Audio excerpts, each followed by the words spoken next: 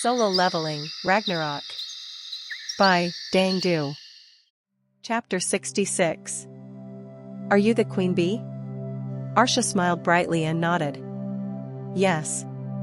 I believe I am the queen bee you are looking for. What's your connection with Croatia? Suho's straightforward question caused a flicker in Arsha's smiling eyes. You seem well informed about the monarch. You're sharp, how fitting as a descendant of the monarch of fangs. Suho didn't offer a response. Oh my, why the long face? The scent of beasts is pouring out of your every pore. Did you think I wouldn't know? I'm no fool. Suho was momentarily at a loss for words due to Arsha's stupidity. A gentle breeze swept by, tousling his white hair. Rakan is shaking with laughter at Arsha's mistaken assumption. The spirit of the king of beasts' true descendant was currently inhabiting Suho's body. I'm sad that the descendant of the monarch of fangs took away the bees I worked so hard to create. Is this the famous power of scorn of the weak? The ability to lead creatures weaker than oneself? Am I correct? No, you're wrong. You are getting everything wrong. Why does he keep spouting nonsense with such a deadly smile? Suho lamented inwardly. Rakan continues to shake with laughter. Stop laughing. She's just lacking information. I'm sure she's probably not that stupid. But why does it feel like I'm the only one feeling ashamed? Feeling awkward for her, Suho decided to clear up the misunderstanding. Misunderstandings are inevitable. But before he could, Baru directly transmitted his voice to Suho's mind to prevent Arsha from overhearing. As I mentioned before, a new monarch can only exist if the incumbent dies to create a vacancy. So, her reasoning isn't so terrible when you consider that the victor of the war, the monarch of shadows, is clearly still alive. No one would think of me as the new monarch of shadows. It's also the truth. Baru addressed Suho as the young monarch, but strictly speaking, he was merely the son of the monarch of shadows and not his official successor. In truth, the monarch of shadows could never have a successor since the monarch ruled over the dead and could never die. The indisputable evidence was shown in Suho's status window. Status window. Name, Sung Suho. Level, 28. Job, none. If he were the legitimate successor, there would be no vacancy in the job category. There was more evidence the shadow soldier standing behind Suho. He couldn't lead a legion because he wasn't a monarch. The shadow soldiers he extracted were only temporary labor. They disappeared after just one day. However, there was no need to explain these nuances to Arsha. If she was making her own assumptions, it was best to take advantage of her flaws. Let's see how it goes for now. Instead of answering, Suho threw a question at Arsha. So, are you saying that you're Croatia's heir? Maybe? You see, all insects are her descendants. Croatia is both an individual and a collective entity. She is the mother of all insects. Change the subject and you die. Actually, it's the young monarch who is changing the subject. But Baru's whisper was ignored. Oh dear. How frightening. Arsha raised both her hands in an exaggerated gesture of surrender. Then, an astonishing scene unfolded. In an instant, Arsha's hands turned into a swarm of bees. How dare you pull such a trick? Baru's enraged hand swiftly punched the air, which made several bees fall from the table. The remaining bees clustered together again and transformed back into Arsha's hand. Baru's eyes narrowed. Mimicry. It's a common trick used by weak insects to protect themselves. Struggling to survive is the essence of insects, don't you know? Where's your main body? Oh my. Not surprised at all, are we? Despite the situation, Suho maintained his composure. I figured as much. Her name tag wasn't visible from the beginning.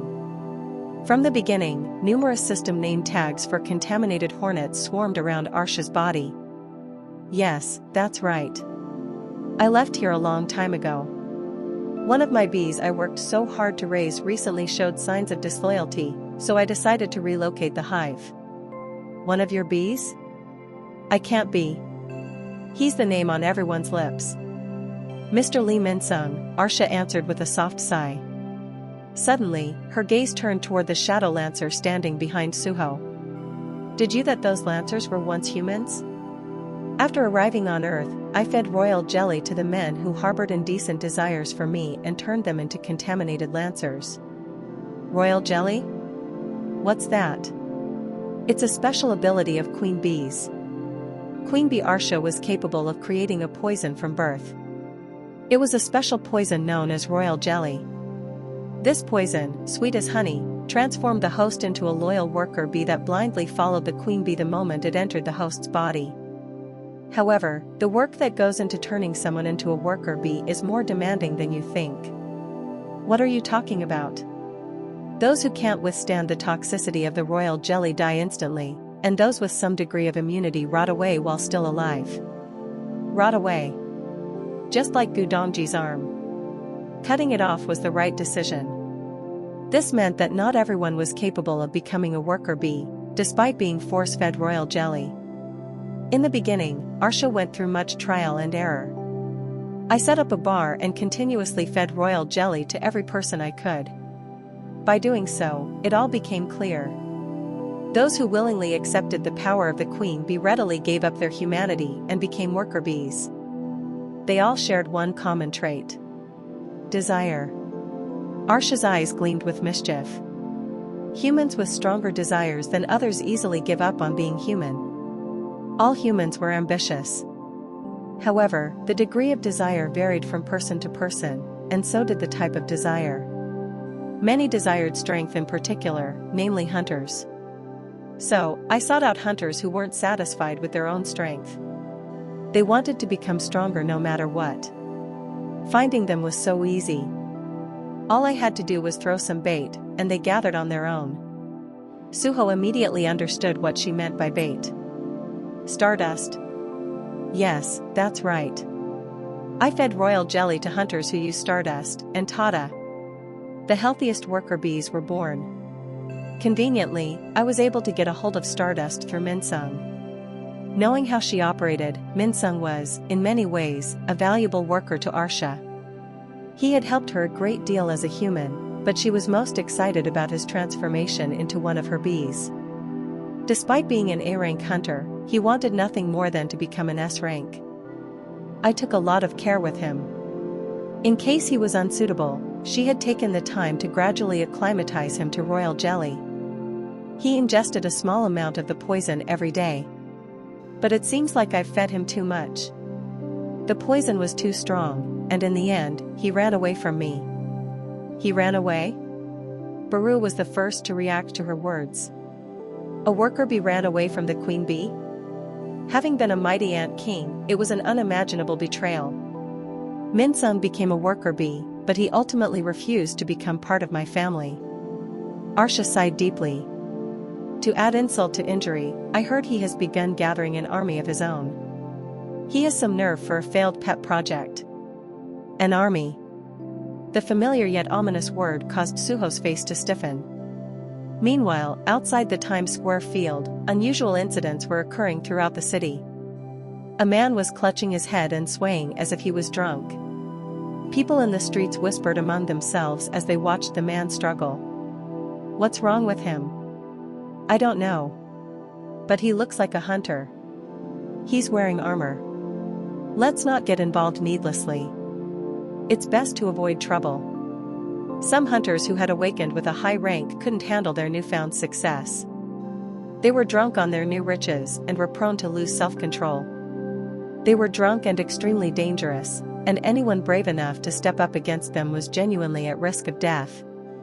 People began to whisper discreetly as they distanced themselves away from the hunter.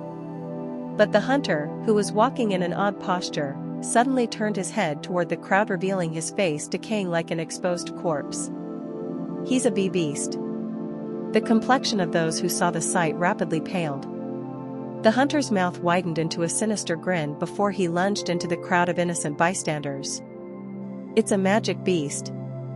The sudden appearance of a humanoid magical beast triggered screams that spread like wildfire. More screams were echoing from other alleys, which meant there were more creatures out in the open. An emergency alert was sent by the Korean Hunters Association. Dozens of villains are indiscriminately attacking citizens. Dispatch the nearest combat units to the scene immediately.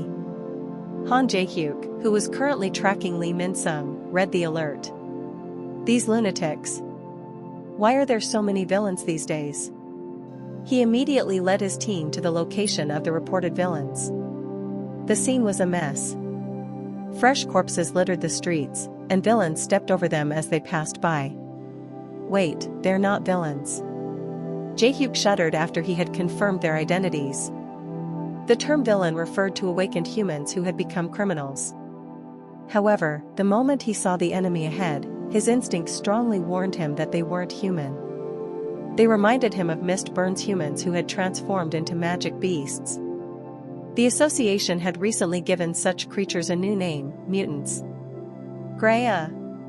The mutants, once human but now decaying corpses, spotted the association hunters and began to attack. The battle commenced, and Jae-hyuk deployed his defensive skills before urgently grabbing his radio and shouting, "This is Team Leader Han reporting. They're not villains, they're mutants. They seem completely incapable of communication, and we're severely lacking personnel to deal with them." Hunters helping citizens to safety were being hunted down and attacked by the mutants. One of them fell, and the mutants swarmed over him. "Why are they so strong?" Jae-hyuk said on the radio. He had witnessed the scene a step too late and urgently leaped into action. "Commence fire." Suddenly, a cascade of arrows poured from the sky just in the nick of time. It was a sight to behold. It looked like the arrows were raining down on the beasts indiscriminately in a chaotic fashion, but they were avoiding people and striking the mutants with precision. Startled, Han Jae-hyuk turned around to find the renowned hunters of the Fiend Guild aiming their bows. Instead of finding Lee Min-sung, we end up with this situation? What's going on? Taejae stood with a fierce expression next to his hunters. After examining each mutant, he suddenly shouted, "How on earth have my hunters ended up like this?" The mutants terrorizing the streets were all hunters of the Fiend Guild who had been kidnapped by Lee Min-sung. Chapter 67. Lee Min-sung, you bastard. Taejae finally realized why the villain wasn't killing the hunters but kidnapping them. He was seething with anger from head to toe. Min-sung's usual antics always aimed to raise his standing within the Fiend Guild, and Taejae knew he wanted to surpass him, his friend and guild master. It was clear that his latest antics were another attempt at achieving his ultimate goal. "I don't know what kind of skill he bought, but I can't believe he turned our hunters into these monsters. He made them his subordinates. Why the hell are you doing all of this?" Watching the mutants, creatures that had already lost all of their human features, Taejae clenched his teeth and drew his bow. With a twitch of his fingers, he aimed at the mutants and fired. A blue aura formed, and magical arrows were generated by the S-rank weapon that he held, the Fiend's Bow. Whoosh! 5 magical arrows flew in different trajectories, piercing through the scattered mutants. His former guild members emitted roars from their monstrous mouths. The roars sounded like pitiful cries to Taejae. Despite the attack, the mutants still moved with the arrows embedded in their bodies. Faced with their resilient stamina, Taejae's face stiffened. The mutants' physical abilities were formidable, likely due to their past as high-ranked hunters. Moreover, they were still wearing the armor they had on when they were kidnapped, making it seem impractical to defeat them with just a couple of arrows. Taejae looked back at the guild members he had brought with him. They were hesitant to attack their former colleagues, who they had shared stories and laughed with only a few days ago. The guild master pulled the bowstring again and shouted, "Don't hesitate. These mutants are not human anymore. They are no longer the guys we knew." "Yes, got it. Since they're already in a zombie-like state, hitting their hearts is useless. Aim for the legs to slow their movement, and cut off their arms and legs." The command was brutally specific, but Fiend Guild hunters steeled their resolve and raised their weapons. His clear judgment under pressure demonstrated the S-rank hunters' true mettle. Stirred to action by his thunderous command, the hunters regained their composure and began a full-fledged assault on the mutants. "So, this is the Fiend Guild. The hunters from the association were engaged in rescuing civilians, but they were deeply impressed by the prowess of the Fiend Guild hunters. Despite the recent issue with their vice guild master and their numerous past controversies, their reaction to the dire situation proved their quality as one of the top guilds in the country. It seemed like they were at their best under pressure. But the problem was that the mutants were also members of the Fiend Guild. Even though they had lost their humanity and turned into magic beasts, the experiences engraved in their bodies hadn't disappeared. The mutants are scattering. Chase them.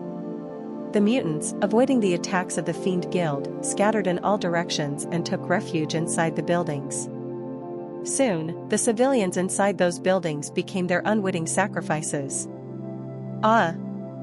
Save me. The actions of the mutants caught the Fiend Guild hunters off their guard. Stop them. Don't let them into the buildings. In the end, they too scattered in all directions, chasing the screams emanating from various parts of the buildings. But as they rushed inside, they couldn't help but feel like they'd been led into a trap. Buzz. What's going on? There's a swarm inside the building. Contaminated hornets had been waiting inside the building for hunters to enter, and they promptly launched their attack. Hornets? They're not ordinary bees. They're insect-type magic beasts. They're venomous. Don't get stung by them. The situation became chaotic. The hunters had to deal with both the mutants and the swarms of black bees waiting inside the buildings. Even the best trained and disciplined Fiend Guild hunters were taken aback by the sheer scale of the task at hand. At that moment, Taijayu noticed that something was odd. Despite their initial impressions, the mutants were moving in an orderly manner, strategically placing themselves. He deduced that someone had to be controlling them from behind, and it was obvious who. Lee Minsung. A scream infused with magic erupted from Taijayu's mouth. Where are you? Where are you hiding? The booming voice of the S-rank hunter resonated like a shockwave, shaking the air and shattering the windows of the buildings into pieces. Ears. Cover your ears, a hunter from the association shouted as they continued to rescue the civilians. Amid the chaos, Taijayu raised the fiend's bow to the sky, firing multiple shots. Magical arrows flew into the sky, forming graceful arcs as they descended to the ground. One arrow shot straight into the forehead of a mutant wandering the streets. Another arrow pierced through a shattered window and into the body of a mutant attacking people inside. Not a single arrow harmed a civilian. Oh my god. Jaehyuk couldn't close his mouth, in awe of Taijayu's astonishing skill.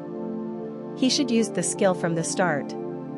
But it was easier said than done as the skill left the user vulnerable, so Jaehyuk ultimately understood Taijayu's choice to save it until now.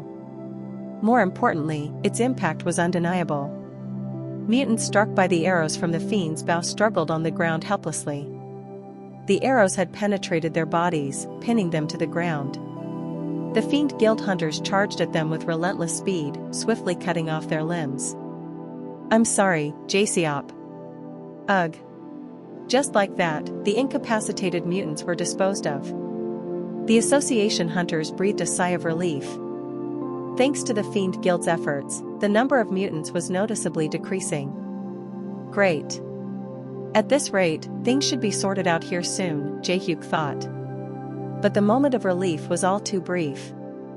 He heard a sharp cry come from the distance. He turned and saw a sword sticking out of Taijayu's abdomen. The guildmaster looked down in astonishment, his vision spinning. It's poisoned. What surprised him more than the poison was the fact that he had been ambushed. Not many people could sneak up on an S-rank hunter from behind. Turning around immediately, Taijayu confirmed the identity of the assailant, and his mind went blank. Why? The assailant didn't need to deceive Taijayu's senses. He had been standing behind him since the beginning. I apologize, sir. Secretary O. A creepy grin appeared on the secretary's face. It's still too early to end this. The vice guildmaster needs more time to play. Suho asked Arsha, you don't really seem all that fazed despite the commotion. Minsung was out in the streets mimicking her by creating his own legion, but Arsha, the real queen bee, seemed composed. On the contrary, I'm quite taken aback by this. I told you, he's a worker bee I took great care to nurture. Then, you should have sent your lancers to capture him as soon as he fled. I did, but no matter how many I sent, none of them were a match for him. The contaminated lancers were once C-rank or lower-ranked hunters. Even if she had sent an army of them to end Minsung, capturing an A-rank hunter like him was impossible from the start. After all, Suho had defeated all the lancers and reached their queen unscathed. Arsha delicately furrowed her brow, crossed her legs, and adjusted her posture. I find all this to be extremely cumbersome. Originally, I planned to live here in peace and follow in Quaratia's footsteps, and I did everything I could to do exactly that. Live quietly? That doesn't make much sense considering how many lancers you created. But I was very quiet. I was being discreet to avoid attracting the attention of the Hunters Association. I could have amassed 100 times more than this if I wanted to. I suppose that's true. Suho came to agree with her words. It sounded like the method for creating lancers was simple. All you needed was royal jelly. It also needed some luck too. The hunter's body had to accept the royal jelly to become a lancer, otherwise, the experiment resulted in death. Despite saying that, it is a terribly labor-intensive task. I had to individually tame the bees living on Earth and coax them into my service, allowing them to be imbued with my royal jelly. You may call yourself a queen bee, but aren't you basically just a beekeeper? Baru mocked her with an honest smile, trying his best to look innocent. Arsha looked slightly wounded by his words. I had no choice. Crossing the dimensional rift resulted in losing all of my worker bees, so I had to acquire new ones, one by one. That must have been tough. I'm so sorry. I didn't know what to do. I mean, I killed all those lancers you worked so hard to make. It must suck that Minsung ran away too. Your words mean nothing when your face is telling me you have no trace of remorse. Arsha was astounded by Suho's soulless apology, but she soon recovered her composure and smirked with her arms crossed, exuding an air of arrogance. Well, it's fine. Although Minsung has become a rebellious bee and escaped, his instincts are still faithfully at work for me. What do you mean? Even now, he's diligently moving to make me the queen of insects. Of course, he might not be aware of it himself. Suho felt uneased by Arsha's words. According to the briefing from the White Tiger Guild, all Minsung had done in the past few days was attack and kidnap hunters. If he was kidnapping hunters to create his own army, why did he kill some of them? What if killing people was one of the goals? Suho came to a startling realization. She's trying to succeed the deceased monarch by becoming a new one. I've seen this ploy before. Rakan chuckles with amusement as he looks at his shaman. Rakan's message hinted that he was heading in the right direction. Suho observed Arsha, who sat calmly despite having lost her entire base. You need to make a sacrifice. You need as many tributes as possible for the ritual dedicated to Quaratia. Right now, Minsung is probably going on a killing spree without knowing it's all a part of your plans. Judging by the hunters he has killed, it seems like your sacrifices needed to be imbued with mana, correct? Arsha's face slowly soured in response, proving his deduction. Well, it's not strange that you know all this. Our methods may differ, but you must have done something similar to follow in the monarch of Fong's footsteps. Suho was his shaman, not his successor, but he decided against correcting her. But do you think your plan will work? The Fiend Guild is going after Minsung with everything they have. Waiting for it all to work out might leave you stranded. Moreover, capturing an A-rank hunter would undoubtedly require the guild master, an S-rank hunter, to step in and... Suho stopped himself from continuing. He realized that Arsha couldn't possibly be unaware of the consequences, having targeted and then nurtured Minsung for a long time. It was only a matter of time before an S-rank hunter would have Minsung cuffed and behind bars. Yet, her composure was as cool as ever. You planted someone inside the guild, didn't you? A traitor like Minsung. A genuinely terrifying expression appeared on Arsha's face for the first time during their conversation. Chapter 68. You're someone I can't afford to underestimate. I never thought you'd see things with such clarity. Despite her forced laughter, her gaze held no signs of amusement. The swarm of bees making up Arsha's face kept dispersing and regrouping repeatedly, revealing just how flustered she was. Suho smirked. It looks like I'm right. I'm afraid we'll have to cut this conversation short. Watching Arsha suddenly spring to her feet, Suho asked mockingly, why? Do you have something urgent to take care of? Of course. I need to start collecting the sacrifices that Min-sung killed and find a new hive to relocate to. Where will you go? Have you looked at some options? No matter where I go, Mr. Suho, you will not be able to find us. How disappointing. I was considering going to the housewarming party. That would be impossible. A tense volley of words ensued with neither side yielding. Gazing at Suho, Arsha said with a radiant smile, well, unfortunately, the floor has been filling up with my venom during our conversation. Venom? Yes. It's a colorless and odorless venom I meticulously crafted. One that not even you, the new monarch of fangs, would have noticed.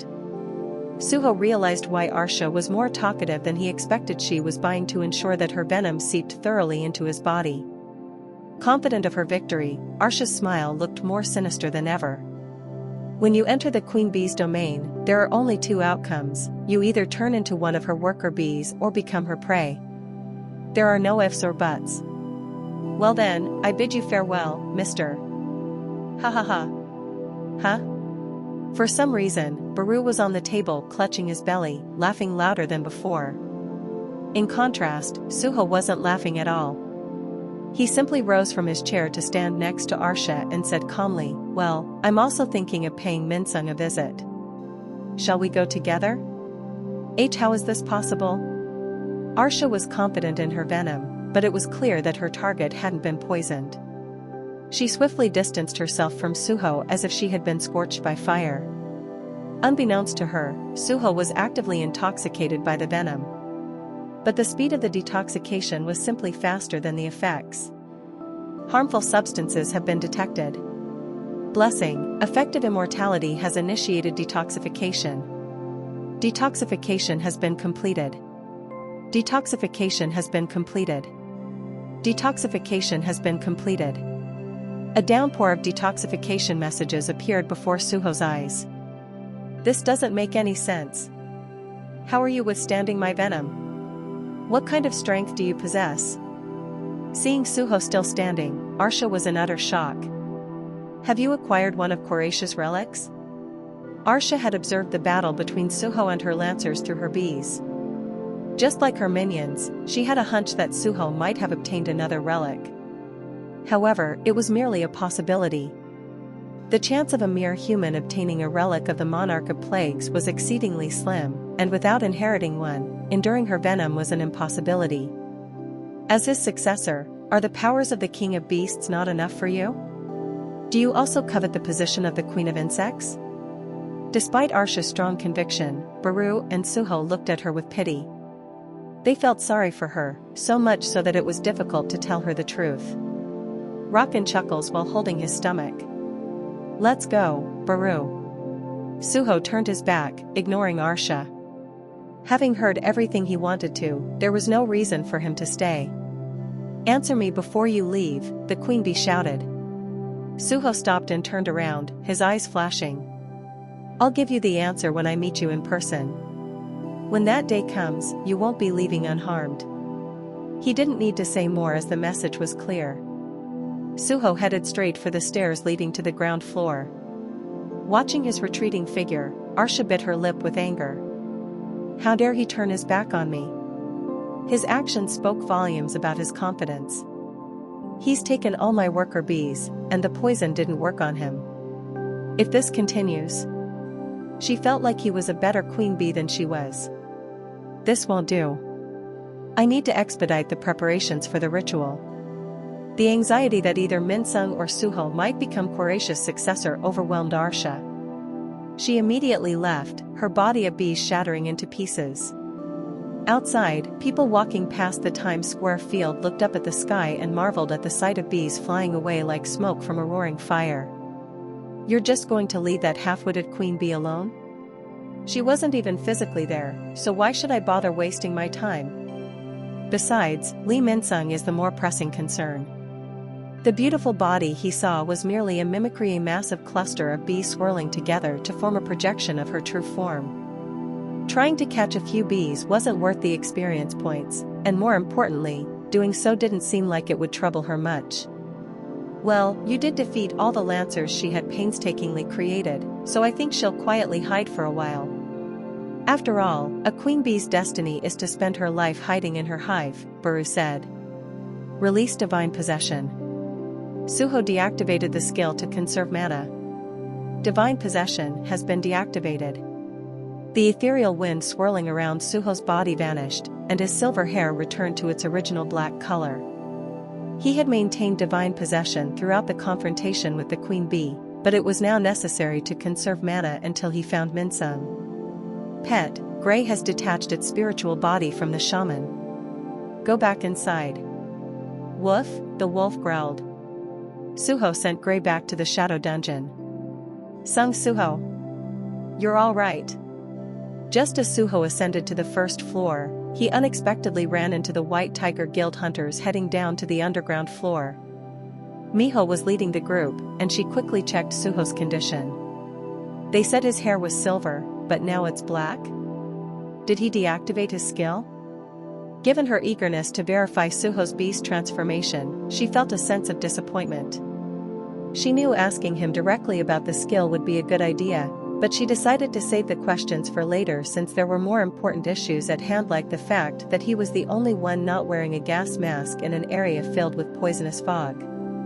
"I can't believe he gave out gas masks to the other hunters and disappeared. Did he sacrifice his own gas mask to give to them?" Miho was in awe of Suho's selflessness. "Quickly, give him a gas mask." "Yes, Vice Guild Master." One of her hunters took out a gas mask from their bag and tried to put it on Suho's face, but he politely declined and continued forward. "No, it's fine. I have some urgent matters to attend to, so I need to leave right away." "We're in the same situation. We were evacuating the other hunters outside. But more importantly, what exactly happened here?" Miho followed Suho closely, bombarding him with questions as they headed for the exit. "The other hunters told you saved them, somehow. How did?" "Now is not the time for chit-chat." Suho interrupted her in a serious tone. "We need to find Lee Min-sung and stop him immediately." "Huh? Stop him from what?" "Vice Guild Master. We've received news from headquarters. A White Tiger Guild hunter holding a cell phone urgently called out to her from behind. Lee Min-sung is wreaking havoc on the streets as we speak. He's out there engaged in a massacre." Without speaking another word, Suho and Miho simultaneously started running toward the exit of the labyrinth. "Wait for us, Vice Guild Master," a White Tiger hunter said as they chased after them. Following behind the rushing pair, the hunters felt there was something odd about Suho. "Wait, didn't the others say he's C rank? How is he so fast?" Much to their surprise, Suho was running at nearly the same speed as Miho, an A rank hunter. The shock felt by Miho running beside him was even greater. What? His profile clearly said he was a summoner. Of course, she hadn't activated beast transformation yet, and the labyrinth's winding paths prevented her from sprinting at full speed. Regardless, Suho's current speed was definitely not that of a C rank summoner. Interestingly, Suho was having a similar thought as he looked at Miho. She's fast. So, this is the power of an A rank hunter? Wait. He suddenly remembered how his target, Lee Min-sung, was also an A rank hunter. Arsha had lamented losing Min-sung, knowing he was a different force of nature compared to the lancers she created from lower ranked hunters. If he decides to run away, it might become a bit troublesome. He also has wings now. But I have an idea. "Miss Beck?" "Yes?" Miho answered, startled by Suho's sudden call. "How long do you think it would take for us to run to where Lee Min-sung is?" "Were you thinking of running?" Then, were you thinking of driving?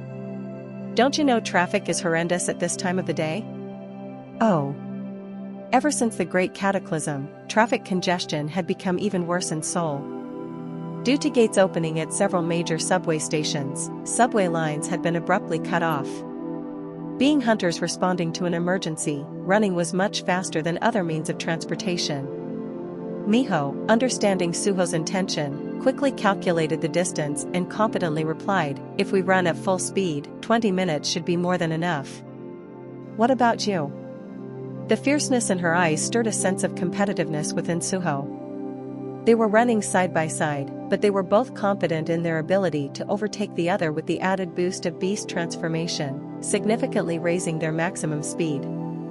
"That's the confidence of an A-rank hunter," Suho said, raising both his thumbs innocently. Then, with an even more innocent expression, he suggested, "I feel like I'll be much slower than you, so do you think you could carry me?" "What?" Miho doubted her ears. Chapter 69. To run at full speed, Suho had to use various buff skills that steadily depleted his mana. The mana spent could be replenished with potions, but it remained uncertain whether he would have the luxury to do so when he reached Lee Min-sung. "I need to conserve as much stamina as possible. I need to be ready to engage in battle immediately upon arrival," Suho thought. He wanted to be as fresh as possible, which led him to ask Miho to carry him. "You want me to carry you?" "Yes." "You want me to carry you? A hunter? Why not?" "We're going the same way," Suho said as he tried to hop on her back. "Wait a minute. Do you think asking someone to carry you on their back is a normal thing to do? Are you serious right now?" Miho asked, flabbergasted. "Does it look like I have time for jokes right now?" Wow. Suho's audacity left Miho momentarily speechless.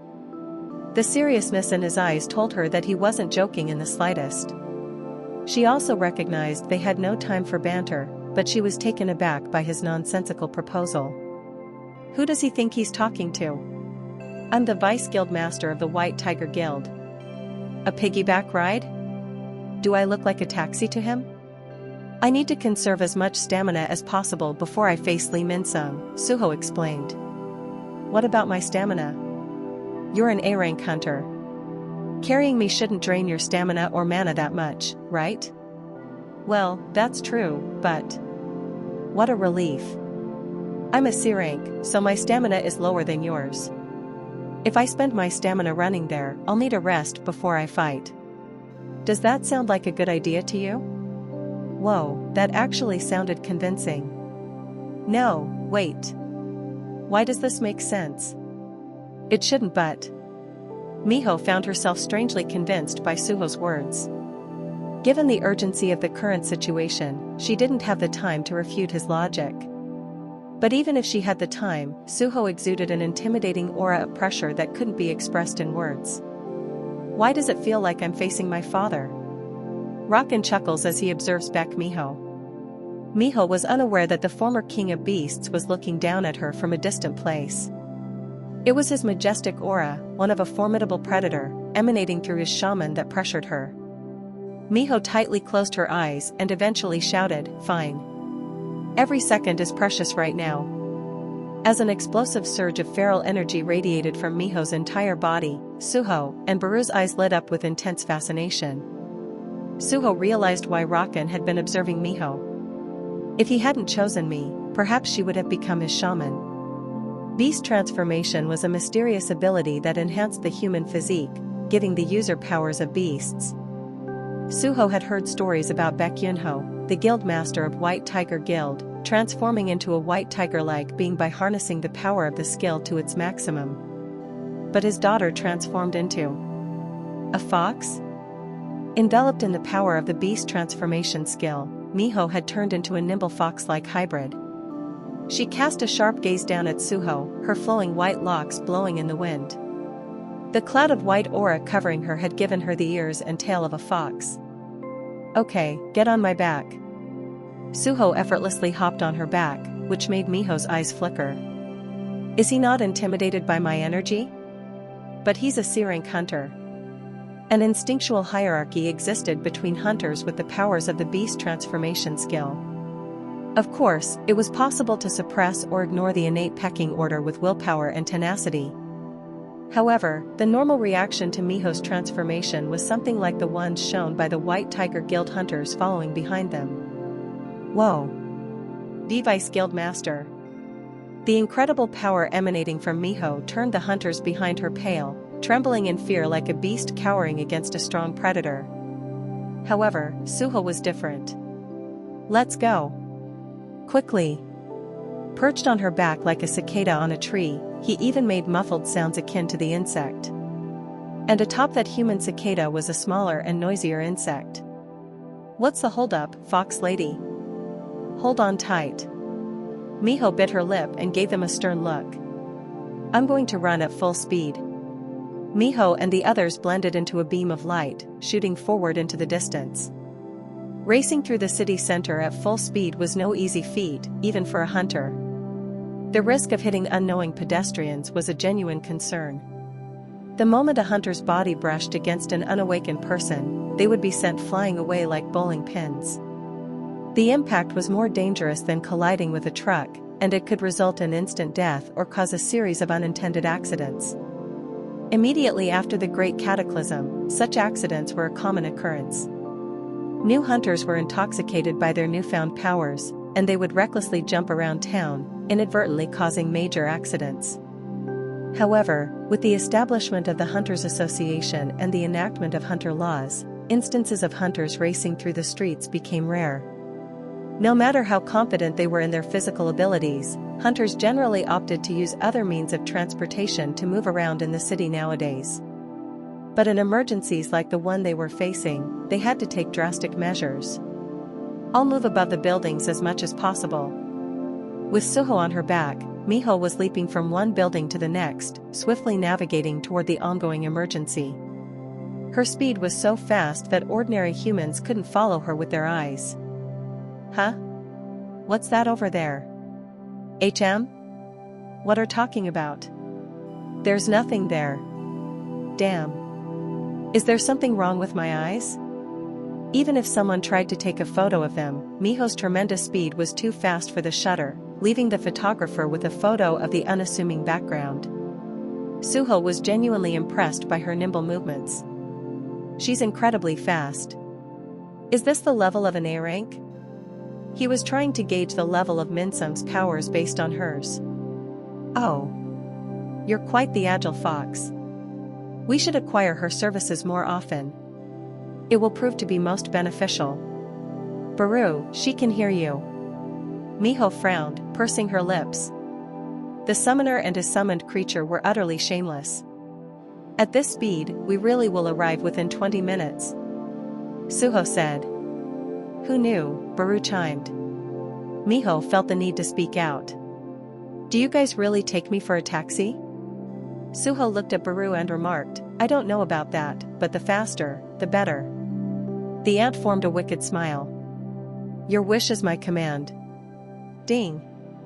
The ant formed a wicked smile. Your wish is my command.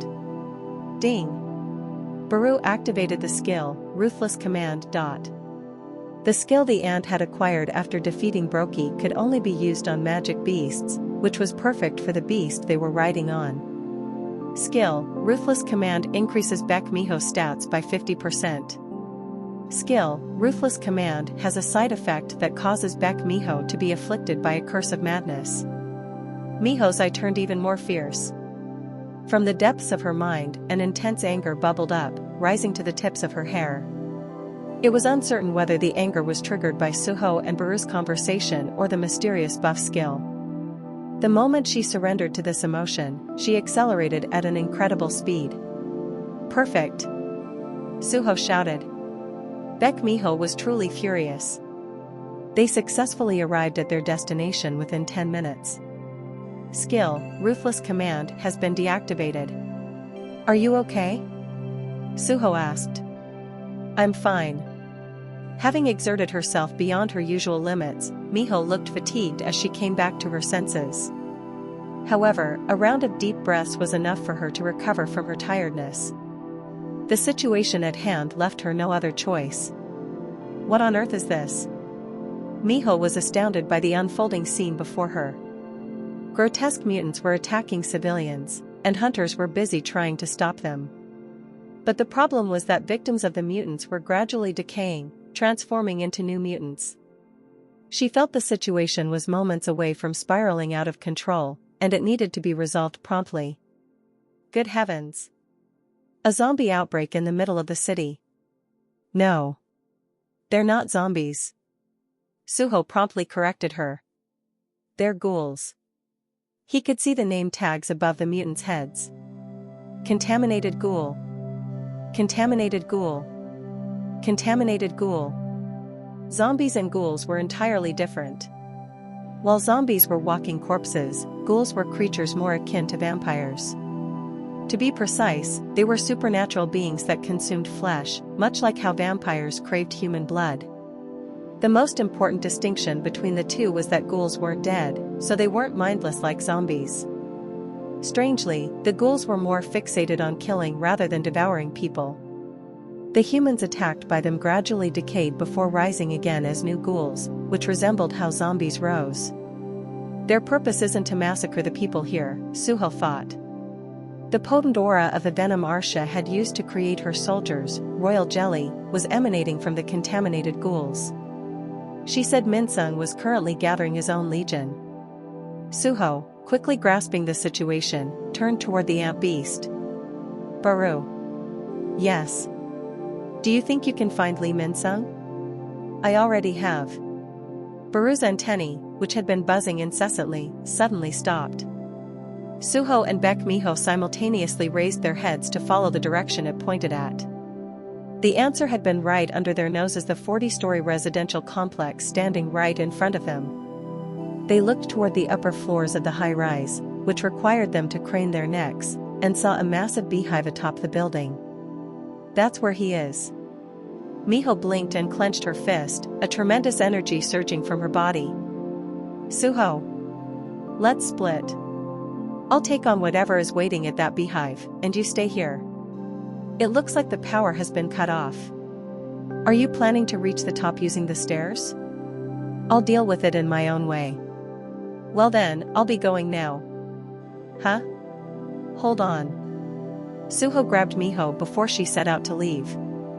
What are you doing? She said, looking bewildered with a flushed face.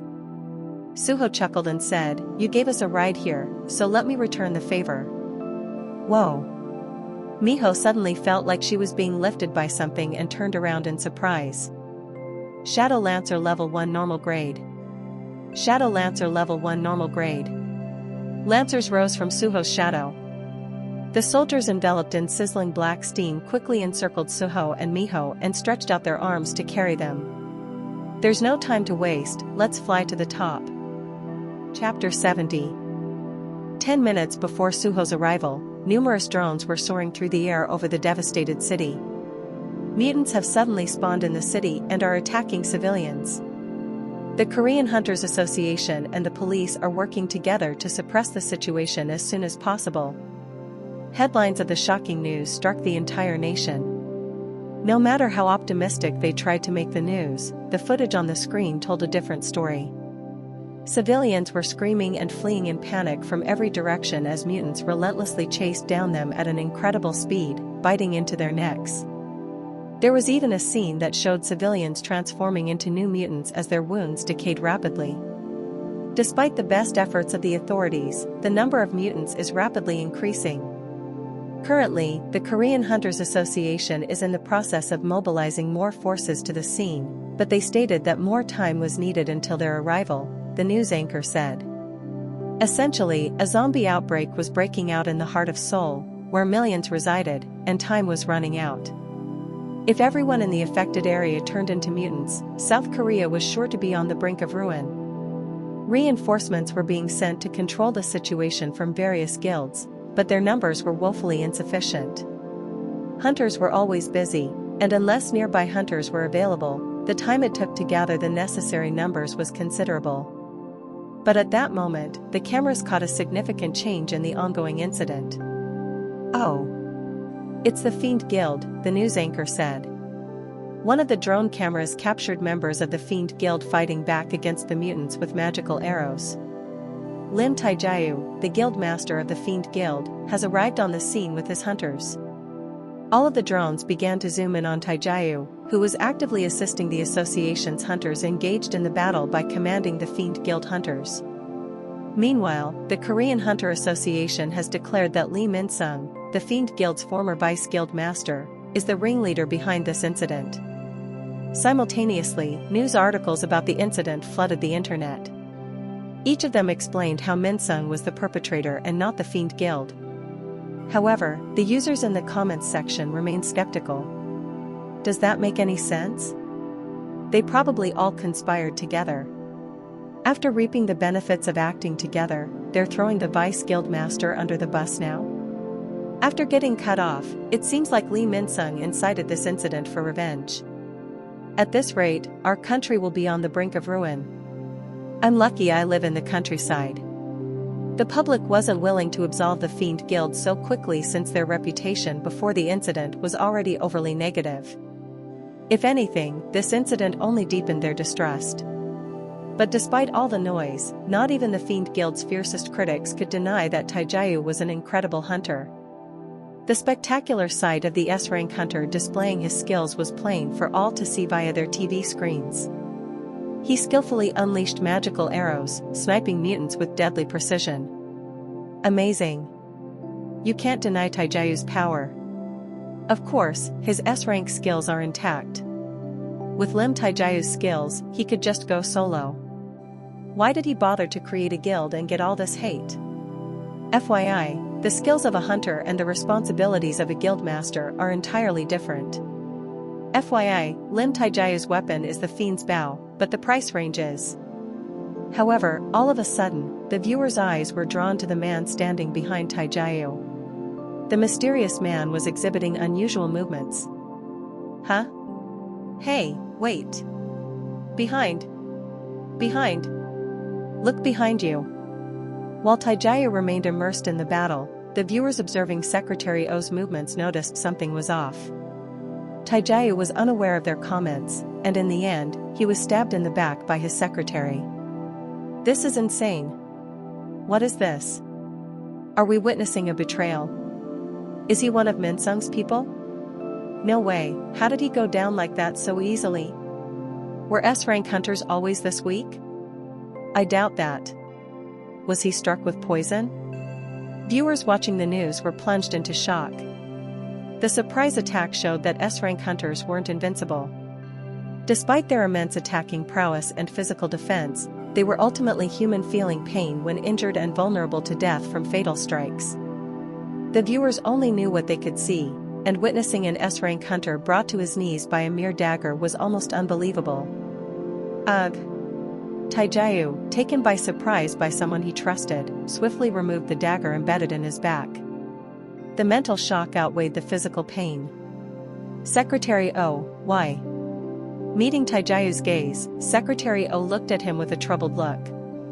My apologies, Guild Master. I have a great mission bestowed upon me by my queen. You queen? Ugh. Feeling lightheaded, Taijiu's legs wobbled.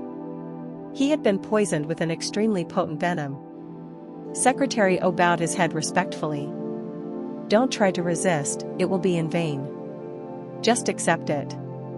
The poison I used is her royal jelly. Royal jelly? The words brought back an old memory of Taijiu's. It's your birthday, right?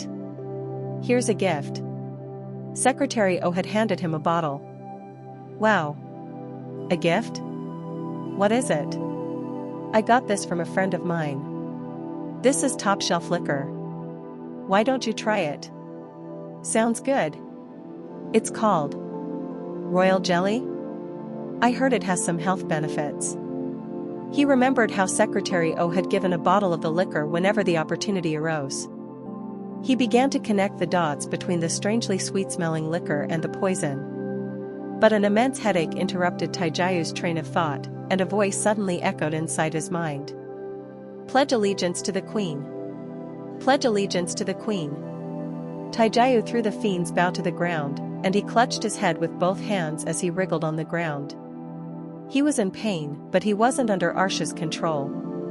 Her venom had failed to fully control Minsum, an A-rank hunter, therefore, it was even less effective against a hunter like Taijayu. Get out! Get out of my head! Letting out a roaring scream, Taijayu unleashed an immense aura. In the face of this overwhelming force, Secretary O quickly fled the scene. Taijayu, disregarding him completely, battled fiercely against the poison attempting to consume his mind. Boss. Sensing he was a moment too late, a fiend guild healer rushed to Taijayu's side and urgently cast a healing spell. But he wasn't going up against an ordinary poison. The poison invading Taijayu's body couldn't be detoxified with conventional healing skills. Guildmaster. My healing isn't taking effect. You'll have to expel the poison with your own mana. Mana. Taijayu was already concentrating all of his mana. He was engaged in a fierce battle against the power of the royal jelly. He couldn't afford any lapses in concentration. Arg. Don't worry about me and go check on the other guild members. And bring back Secretary O, that coward. He's Minsum's informant. Yes, understood. After issuing the order, Taijayu leaned back, gasping for breath. The ongoing battle had to wait. Having to suppress the poison with mana, he found himself unable to deploy any skills. Using a skill seemed perilous. It felt as though his consciousness would be immediately subdued if he dared to use one. The poison must be incinerated with mana. He knew it wasn't an easy task. Realizing he had been slowly fed the poison by his secretary over time, the ambush was a mere trigger for the poison amassed in his body. Luckily, Suho and Miho arrived at the scene. Miho? Despite struggling with the poison, Taijayu instantly recognized her. But who was that on her back? Miho was a renowned hunter and the vice guild master of the White Tiger Guild. Her face was easily recognizable. However, regardless of her reasons, the person she was carrying on her back was a total stranger. Since she had taken great lengths to bring him to the scene, Taijayu assumed he was no ordinary person. But this drove his confusion even deeper, knowing that he would have recognized the person if they were someone worth Miho's time and effort. At that moment, the young man in question quickly scanned the ensuing calamity. His eyes came to a stop when he spotted a peculiar beehive growing on the upper floors of a nearby apartment. Its size had grown considerably since the start of the incident. Let's fly over there. Now, the young man said. Taijayu was unable to use his skills, but his senses were still sharp and attuned to his surroundings. He was surprised and puzzled by the stranger's words. Did he say he was going to fly? But how? Beneath the young man's feet, a black shadow suddenly ascended and began to envelop him and Miho entirely. Ah! Even Miho was taken aback by the sudden event. Taijayu's eyes widened as wings, shrouded in black steam, emerged from their backs. What is that? Seeing the contaminated ghouls at the scene, Suho quickly grasped the situation. He figured that Minsum's goal was to kill civilians to expand his own legion, which ultimately played into Arsha's plan of increasing the number of sacrifices she needed. This entire disaster was a ritual sacrifice for the Queen of Insects and the Monarch of Plagues, Quaratia. We don't have time to waste. Suho knew that it was only a matter of time before Arsha's plan would be fulfilled. Swift and decisive action was the ultimate solution. I'll let the hunters take care of the situation down here. I'm going after the boss. Suho had no intention of climbing the stairs of the tall apartment building or its walls. Guess we'll have to fly up.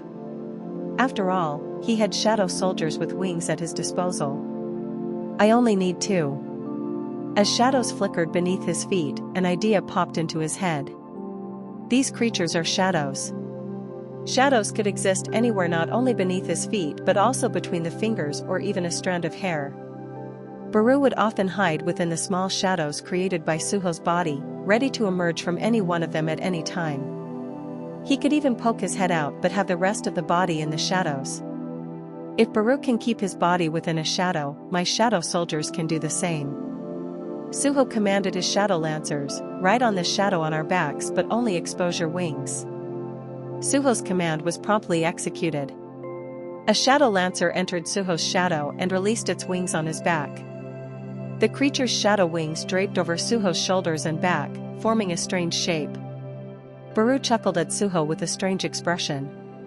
An amusing strategy, indeed. You've only half-summoned a shadow soldier. Kids these days. The ideas of this generation are quite something. Okay, boomer, Suho said, rolling his eyes. What? Baru let out a shriek in response. Rakan asks if this is an imitation of divine possession. What's with all the fuss? Just see for yourselves. Suho chuckled and flew upwards. Miho, unexpectedly soaring alongside him, could only look on in astonishment. My goodness! Isn't this guy supposed to be a C-rank summoner? What kind of skill can summon wings? How is this possible? But more importantly, if you had such a skill, why did you make me bring you here on my back? Suho brazenly shrugged off her deeply resentful eyes. Using them earlier would have depleted my mana. Now, we have an easy way to get to that beehive. Wait. Take me with you. An urgent cry from behind echoed in the air. Miho exclaimed in surprise. Guildmaster Lim Taijayu? That guy is Lim Taijayu? Taijayu was a household name as the leader of the Fiend Guild, one of the most famous guilds in the country. He didn't look like he was in the best condition, but Suho knew having an S-rank hunter would undoubtedly improve their odds of success. I need another lancer. Hop on his shadow. At his command, a shadow soared and adhered to Taijayu's body. If you wish to join us, please do, Suho said. With those parting words, he took flight, leading the way. What is this? In an instant, a peculiar sensation enveloped his body, and Taijayu accepted the shadow willingly. I could reject it by pushing it away with mana. A sense of resistance momentarily arose, but he suppressed it since his mana was already at work suppressing the royal jelly. Soon, shadow wings sprouted on Taijayu's back, and they began to flap with incredible speed. He was able to follow close behind Suho and Miho. Their goal was to reach the beehive. However, as they approached the beehive, an immense barrage of arrows suddenly rained down on them. The arrows coming from the beehive were imbued with mana. Miho and Taijayu were taken aback. Had they been on the ground, they would have dodged the multitude of arrows, but seeing as they were being carried by Suho's mysterious shadow wings, avoiding them seemed impossible. In the end, they had no answer to the incoming arrows. Miho urgently shouted, Guildmaster Lim. Suho! Take cover behind me. She thought the best option was for one person to become a shield to cover the others, and being a martial artist, she felt she was the best choice. Oh. I never knew you could be a kind fox. Baru said, stroking her head. He then turned his gaze to Suho, who had already taken up the role of the group's shield. But don't worry. The young monarch will take care of it. Suho's eyes flickered for a moment. Don't retreat, keep flying. The shadow lancers attached to their backs flapped their wings more vigorously, and as they did, Suho activated one of his skills. Skill, Storm Slash has activated. The wind tore through the air like a typhoon. The swords in Suho's hands not only intercepted the rain of arrows but brutally carved out an opening. At the heart of the sword storm, Suho, Miho, and Taijayu flew straight through the attack. Knowing Suho as only a summoner, Beck Miho was rendered speechless by his skill. Unbelievable. What was that skill? I thought he was just a C-rank summoner. Not only can he summon wings, but he can also unleash whatever this thing was. Has he been hiding his strength? But why? None of it made any sense to her. She couldn't fathom why a hunter would willingly lower their own rank and undersell themselves.